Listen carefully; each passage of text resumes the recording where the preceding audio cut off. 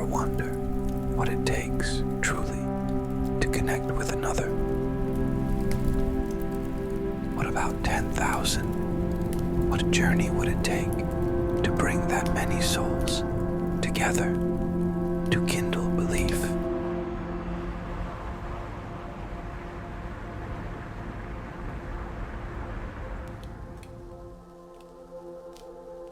25 years ago, my mother passed away. Her name was Rachel. She was a lady who was a Holocaust survivor. She was always involved and loved the continuity of the Jewish people. She was passionate about Jewish life and wanted to ensure the continuation of the Jewish faith.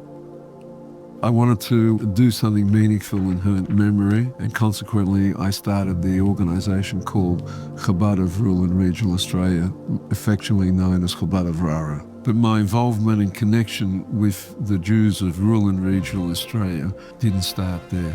And let me show you where it all began.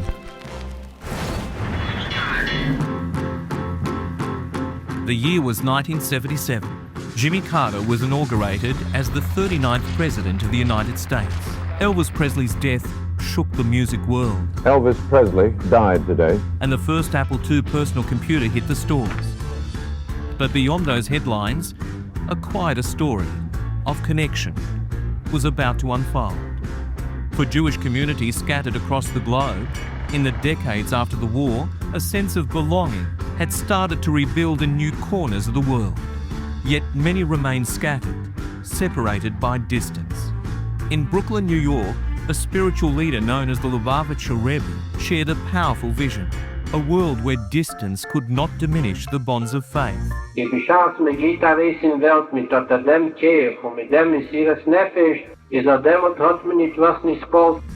calling that echoed across the continents, seeking out hearts.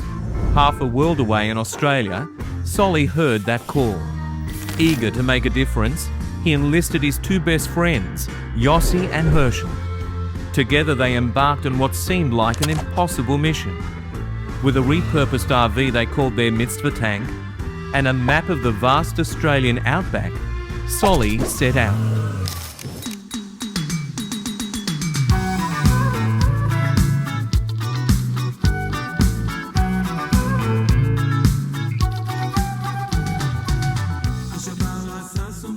We travelled 10,000 kilometres in the 4 weeks in 4 different states.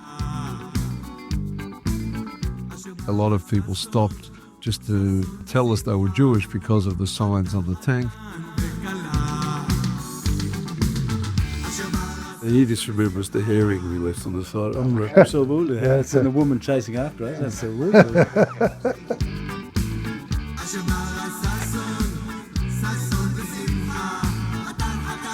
And this one who gave us petrol.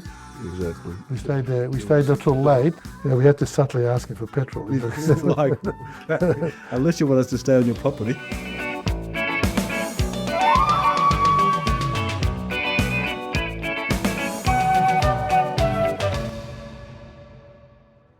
At the end of the trip, after really taking it all in, where we'd gone and what we've seen, we realised the importance of connecting to the Jews in rural and regional Australia and the importance of that little visit.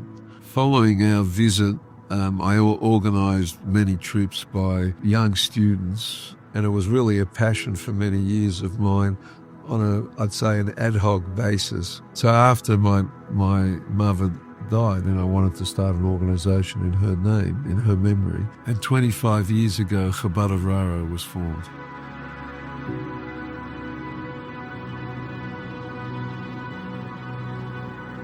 "25 years ago, I brought out 2 young rabbis, Yankee Barber from New York and Mendy Booker from LA at the time. We hired a mitzvah tank and sent them on their way for 10 weeks. The first day that we started, there was a story that brought it home to me. My name is Ben Hoffman. I was 32 years old. I was working as a rural GP in a small town called Nil in Australia between Melbourne and Adelaide. And I wasn't connected to my Jewish roots. Since my bar mitzvah, I wasn't paying much attention to my Judaism. That's where I was when I was in Australia. I was just living my life as a rural general practitioner. So this was a regular day working in the clinic. I went home. It's not unusual to get a call from the hospital to either answer a question or check up on a patient. And then I got a call from the sisters there that there were these unusual people asking about me and should they let them into the hospital, whatever. And I said, I'll be right over there. The last thing I would have ever expected when I got that call and I went to Nil Hospital would have been to see these two boys with jackets and hats and the white shirt. And one of them, I think it was Yankee, said, you know, you're a healer, you're a doctor for the body, and, you know, we're in the business of healing souls. And I never forgot that because I felt like, wow, you're healing my soul right now. It was a powerful encounter. And I do remember at 2 o'clock in the morning feeling like I could have stayed up all night. That meeting led to a change in my life. It was sort of like we're all like these seeds that want to grow. And that was an initial watering and allowed me to, you know, survive in that sort of spiritual desert. And it gave me a feeling of there was something more I had to figure out about my Judaism. That led to the next sort of stage in my coming to Judaism and my Baal Tshuva journey. This point, 25 years later, as a husband, a father of 3 who are learning Torah and growing in Torah mitzvos and caring for a community of Jews here, it's just been a wonderful journey. And I'm thankful for that meeting, which was a true turning point in my life. I haven't seen them since, but I'm very thankful to them.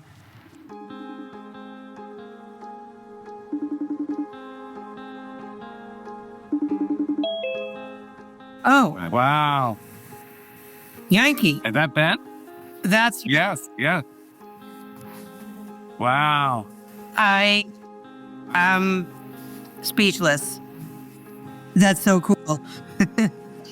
I'm so thankful that you came and you visited me. I don't know if you remember coming to Nil and meeting me. Yes. I remember you were only able to meet late. By the time we finished the meeting, it was really late. I think it was 2 o'clock. You don't always get to say thank you to the people who have impacted your life. I'm sitting here across from you, and I'm just at a loss for words. You know, the idea of rescuing people. You can rescue someone like Hatzalah. You know, Hatzalah's here, and they go and they're rescuing people. And what the Shluchim are doing, what Chabad is doing, is they're rescuing Jewish neshamot. In 2004, we hired our first full-time shluchim, Dovi and Chevy Oliver. And after that, I had some other people running the organization. I had Moshe Lobenstein.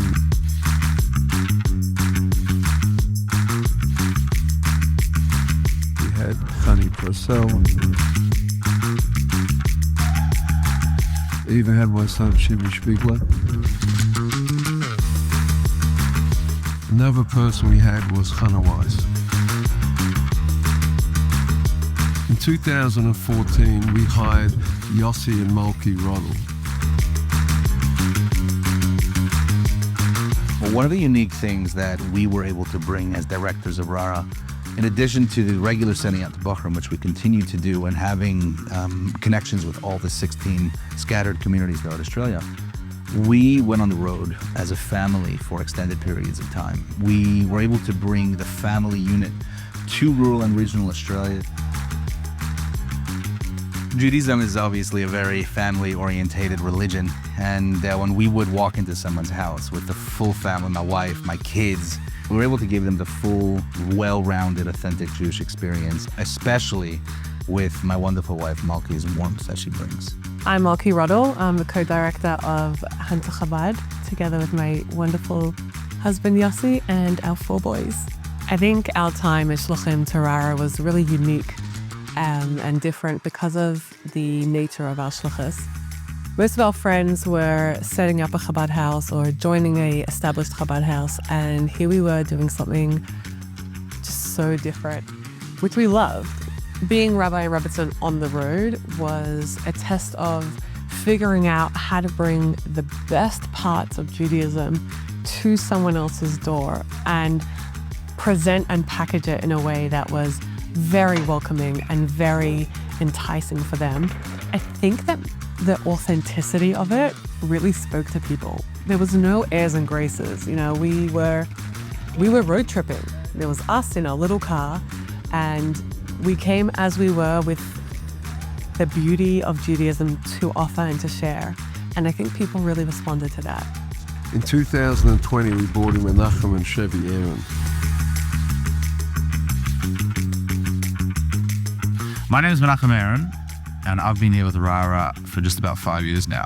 Started together with my wife, Chevy, back in the beginning of 2020, right at the beginning of COVID. We're both from here originally, but we'd been living away in New York for a couple of years. Rabbi Yossi Rodel was moving up to Newcastle, and he was looking for someone to take over the reins to take care of Jewish people in rural and regional Australia.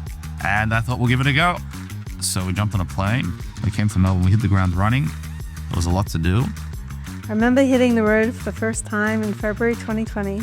We were with our 5-month-old daughter, Chaimushka. We were super excited. We traveled all the way up to the Blue Mountains. We rented a big hall and we got catering. And we were so excited to meet all the Jews that lived in Blue Mountains and make a huge Purim party for them. And after we set up, we waited, and 3 people showed up. Even though only 3 people showed up, it was at that point that it clicked, and we realized that the purpose of RARA is to connect to each individual person. And within a very short amount of time, within a couple of weeks, COVID really started to settle in. Lockdowns began, we couldn't move around so much. And it was a very interesting way to start our shlichus, to start our mission over here, because everyone knows that RARA is all about traveling. You get in the car and you go and you drive. And here we were, kind of confined to Melbourne. We didn't let that set us back. We got to work. One of the highlights of Chabad of RARA is Menachem's effort. In fact, he drives me bananas. We have to bring more bochurim. Having these rabbis on the road around the year ensures that whenever a person decides, that whenever that light bulb clicks, whenever they have that aha moment and they say, hey, I'm living out here and I need to strengthen my Jewish connection, we can be there for them right away. They don't have to wait 6 months. They don't have to wait a year. Who knows what can happen? So many things can come up. Their inspiration can go away. Life happens, stuff happens, but we now have the ability to get out there and to dispatch a team to wherever these people may be.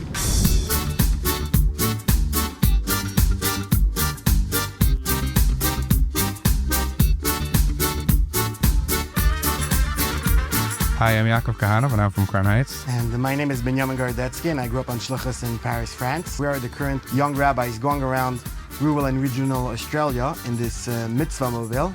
And we're searching, and we're reaching out to Jews that we know, looking for new Jews, and trying to establish a connection with Jews that may not be part of a community, and bring to them anything Yiddishkeit, Judaism, whether it's laying tefillin, showing them the new RARA Sefer Torah, or giving them candles for Hanukkah, or just having a nice conversation about Judaism with them. Yesterday we actually met a few people. At the very end of the day we were able to meet a Jewish family which has very close connection to us, and really appreciate our visits. Really our only connection to the enjoyment of Jewish culture is through RARA. Be there with the children, and we play dreidel, and we show them a video about Hanukkah. We taught them how to light the menorah. It was a beautiful, beautiful experience. And the guys that come are always so excitable and so great with the kids. Beautiful, wow, Sefer Torah. As we were wrapping up our visit last night, Bye. the mother actually told us about another Jewish woman living here with her son, which we did not know about. She's the only other Jewish person here. She is not in our database. The mission for today, we're going to start off by trying to locate this woman and her son, and who knows, maybe we'll find her and some more Jews around. You never know what's going to happen. I've lived all my life in a big Jewish community. We've had everything that we need, Jewish schools, kosher food and all that. But once you venture even a little bit out of town, the things that we take for granted over here are just not there. It's people are living in very isolated conditions. Even socially, their options are limited. And for sure, when it comes to Judaism and keeping that connection, it's very challenging. My name is Sharon James. I've been living in Newcastle for 18 years. When we first moved here, I did feel very isolated in a Jewish sense because there wasn't too much of a Jewish community. We did consider where we were going to send our children to school, but just the way it worked out, we had to send them to a Seventh-day Adventist school. One of the main reasons I was so hesitant about sending them to this Seventh-day Adventist school is that they are very strict on their religious adherence. Church attendance was compulsory every Wednesday morning. When my daughter was about 14 years old, she knew that it had really bothered me that she was forced to attend church. And she came home from school one day and said, "You shouldn't let it bother you so much, Mum, because when all the other kids are praying, I close my eyes and I say the Shema." The reason why she was able to tap into that Jewish side of her was because Chabad of RARA had begun attending synagogue in and reaching out to the Jews in Newcastle, and of course it was like a beacon of light to me. I was just waiting for some kind of Jewish life to appear. To me, it was like, it was a hallelujah moment. And that's the bread and butter of what we do. Getting out there, getting to the regional towns, or even the closer towns, wherever it might be, and connecting with people exactly where they are. I'm happy to say that pretty much since Pesach, so that's about 6 or 7 months now, we've had guys on the road nonstop.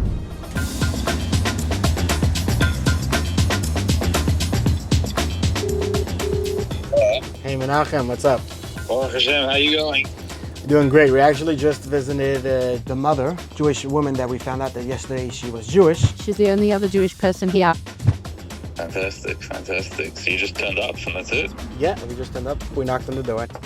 And we met him first. We're looking for Jenny. He brought us to her and we sat down in the back and we had a nice conversation. Are you Jewish by any chance? Not fully Jewish. I'm saying as in your mom's mom, let's say. My mum's mum's mum. So do you know how much percentage that makes you Jewish? 100%. She was very happy to see us, and we figured out he was her son. You related? I just That's don't my know. brother. Oh. Yeah.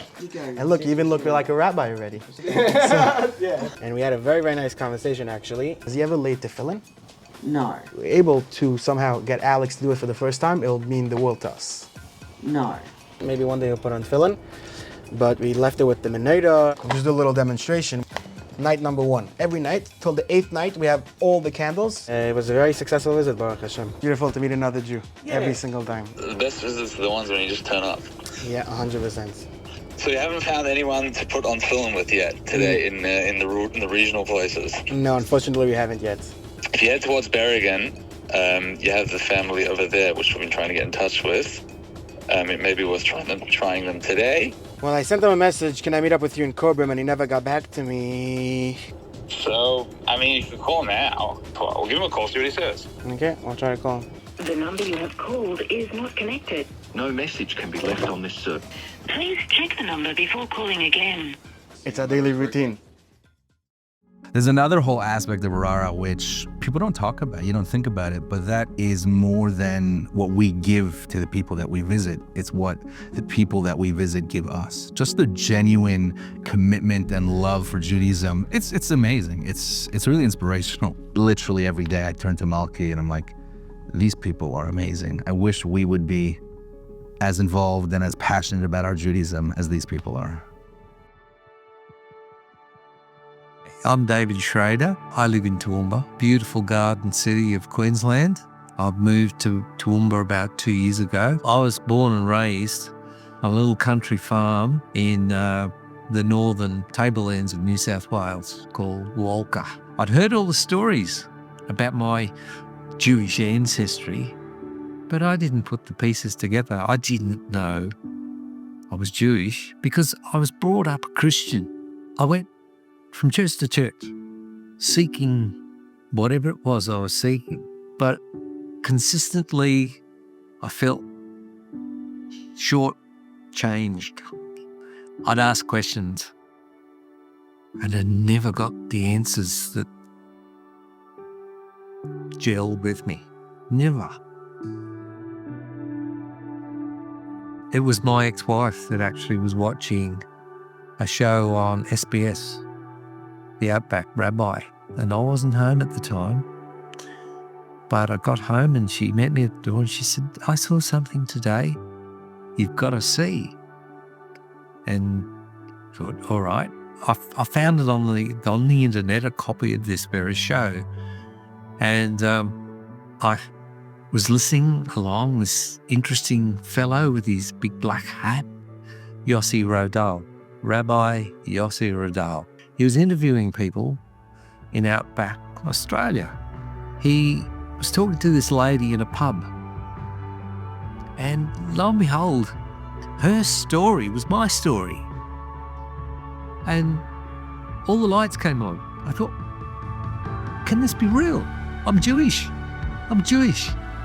My great-great-grandmother, my grandmother, my mother, me. I'm Jewish. I didn't know that you inherited your Jewishness through your mother. And so, wow, because I thought that explains so much. That explains why I could never really feel a part of the Christian world. I always felt on the outside. It wasn't hard to make that transition in faith.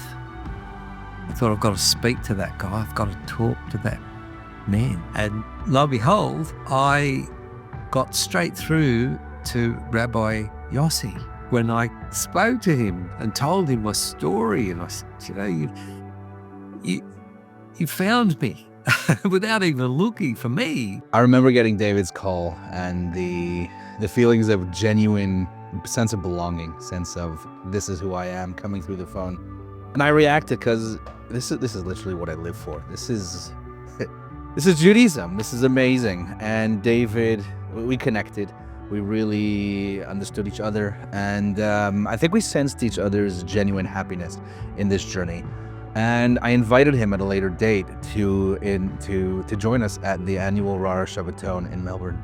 I found myself in the Jewish community in Melbourne, and it was amazing. I would have thought that I would have felt like a fish out of water, but it wasn't like that at all. It was like, I already know you people. I know, it's like, yeah, you know me somehow. And so I felt far more at home, or more relaxed, I guess, knowing that it wasn't for any other reason other than, the Jewish faith that I was there. We had looked forward to this moment of meeting, and the first opportunity we got, I came over right away. We had a big hug, and we celebrated his bar mitzvah.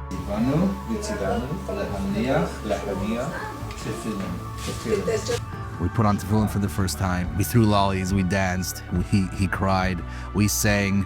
What an honor to be part of this watershed moment. David, at the age of 61, becoming bar mitzvah, taking his place in the Jewish community, full of passion, full of genuine excitement, and it just automatically spread to everyone around.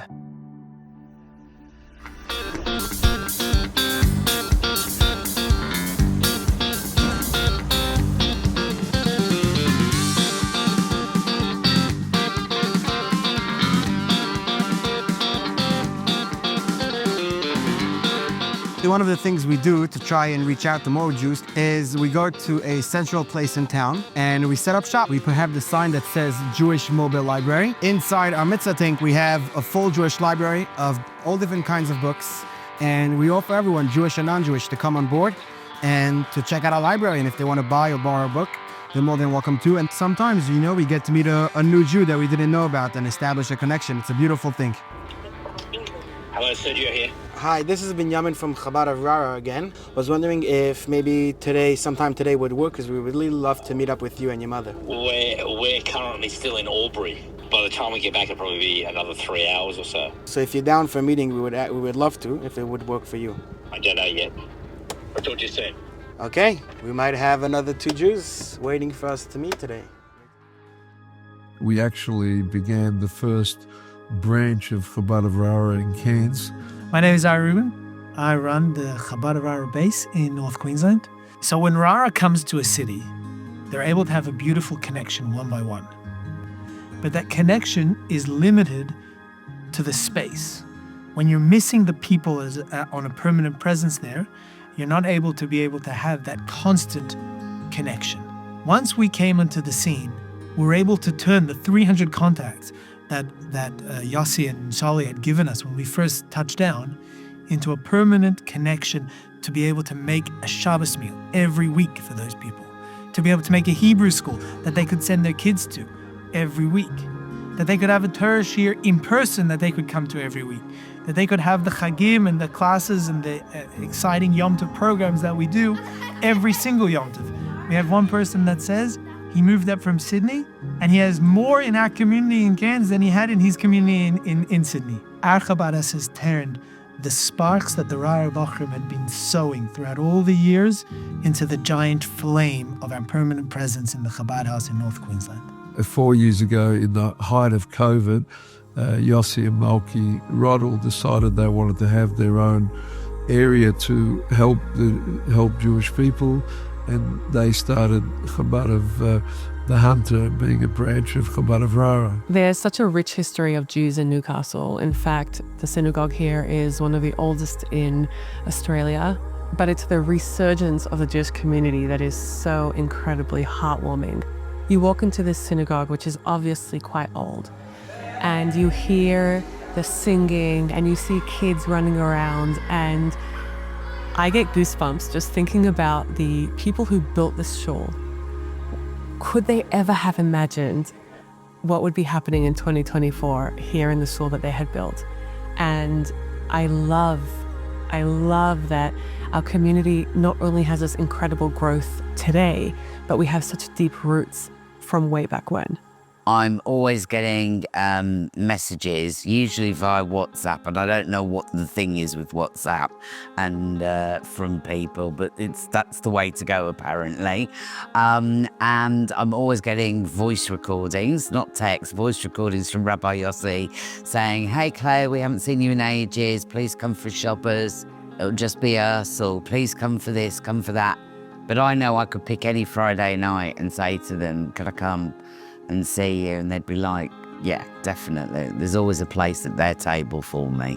2.5 years ago, we brought Oshi and Liebe Gutman to run Chabad of the Sunshine Coast. Among the Jewish population on the Sunshine Coast are many Israeli people. Since October 7th, our Chabad house has become a home away from home and a support center for all those people from Israel when they need it most. Whether it's a Shabbat dinner, or a arm around their shoulders, or listening ear, we try to be there for them in any way we possibly can. Okay, so we're probably just over half an hour away. Okay, we'll head out now. See you. Looking forward. Around 5 o'clock. Thank you so much. Looking forward. Okay, bye-bye. Okay, we might get another tefillin today. Not another, just my first tefillin. Okay.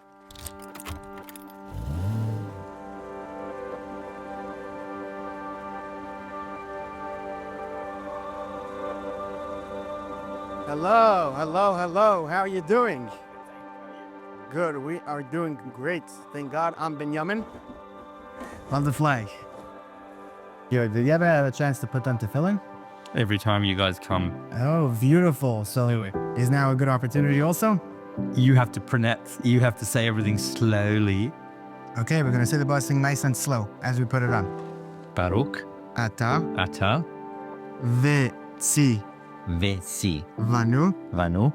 Al. Mitz. Vat. Tefillin. Amen. You see your beautiful child, your beautiful son, putting on the tefillin. We're going to say Shema. Israel. Adonai. Elo. Heinu. Adonai. Echad.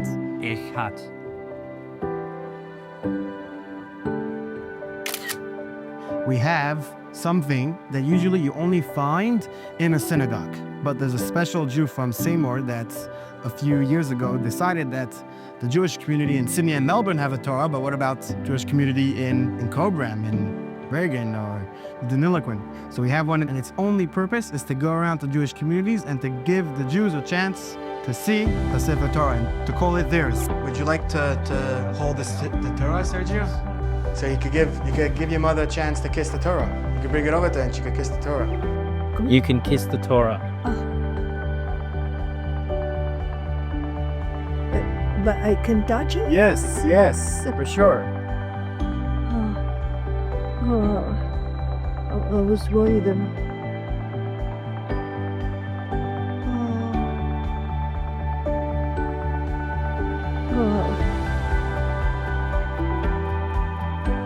Thank you very much.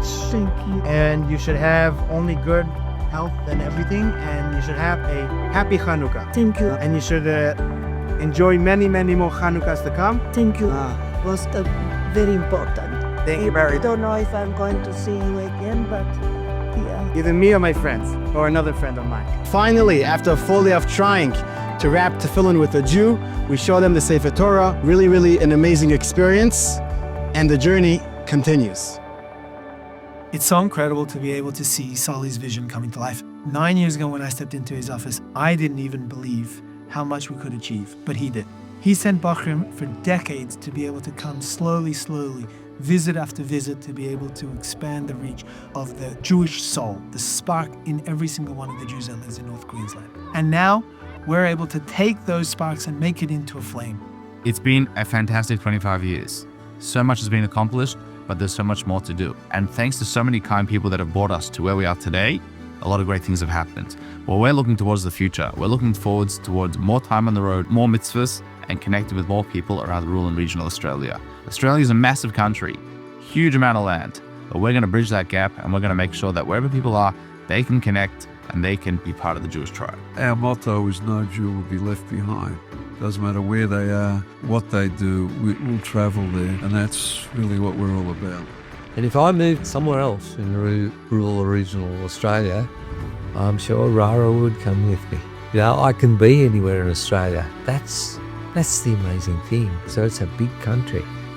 But wherever you go, I'll come with you. I'll be there for you.